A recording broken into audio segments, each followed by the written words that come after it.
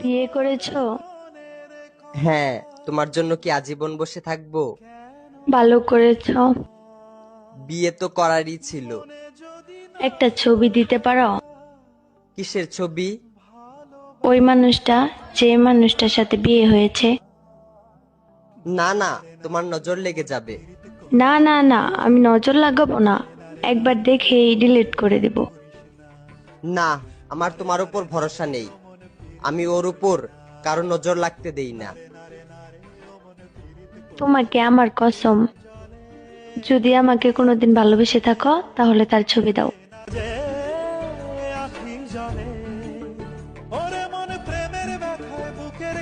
এইটা তো আমার ছবি। তোমার পর আমার জীবনে আর ভালোবাসাই আসে নাই। তারপরও মুখে এত হাসি নিয়ে ঘুরো।